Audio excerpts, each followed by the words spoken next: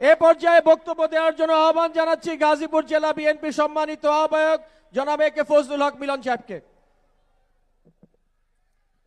বিসমিল্লাহির রহমানির রহিম।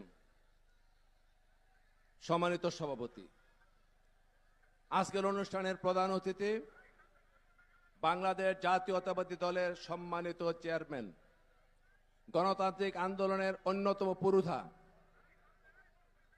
বাংলাদেশের জনগণের আশা আকাঙ্ক্ষার প্রতীক, স্বাধীনতার মহান ঘোষক শহীদ রাষ্ট্রপতি জিয়াউর রহমানের সুযোগ্য উত্তরসূরি, সাবেক 3 বারের প্রধানমন্ত্রী দেশ নেত্রী বেগম খালেদা জিয়ার সুযোগ্য উত্তরসূরি জনাব তারেক রহমান।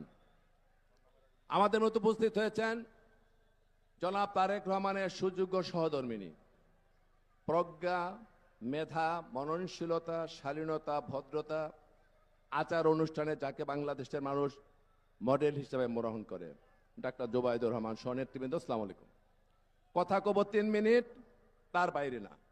আমার পয়েন্ট 1, আজকে যদি আমাদের নেত্রী জীবিত থাকতেন, সশরীরে এখানে আসতে না পারলে নির্বাচন উপলক্ষে বিরাট প্রজেক্টর দিয়ে বাংলাদেশের প্রত্যেকটা আসনের কাছে জনগণের কাছে উনি ঢাকায় থেকে দোয়া চাইতেন, ভোট চাইতেন। আজকে আল্লাহর বিধান অনুযায়ী উনি দুনিয়াতে নেই, সেটি পারেন নাই। আর সেই কাজে করার জন্য রাত দিন পরিশ্রম করে যিনি উপস্থিত হচ্ছেন তিনি হচ্ছেন আমাদের চেয়ারম্যান, তারই অংশ হিসেবে আজকে গাজীপুরে বাংলাদেশে বিচরণ করছেন। 1, দ্বিতীয়ত হচ্ছে যারা নতুন ভোটার হয়েছেন 15-16 বছরে ভোটাধিকার প্রয়োগ করতে পারেন নাই, আপনাদের ভোটাধিকার প্রয়োগের জন্য নেত্রীর জুলুম সহ্য করেছেন, কারারুদ্ধ হয়েছেন, আমাদের চেয়ারম্যান সাহেব বিদেশের বাড়িতে থাকতে বাধ্য হয়েছেন, বিএনপির অসংখ্য নেতা কর্মী নির্যাতন, গুম, খুন, রাহাজানির শিকার হয়েছেন। এই নির্যাতন সহ্য করেছেন আপনাদের এই যারা নতুন প্রজন্ম সহ মানুষ যারা ভোটাধিকার দিতে পারেন নাই। অতএব আপনাদের যারা নতুন প্রজন্ম ভোট দিতে পারেন না, এই ভোটের অধিকার প্রতিষ্ঠার জন্য নেত্রীর এই দুর্বিষহ জীবন যাপন করেছেন, নেতা বিদেশে থেকেছেন।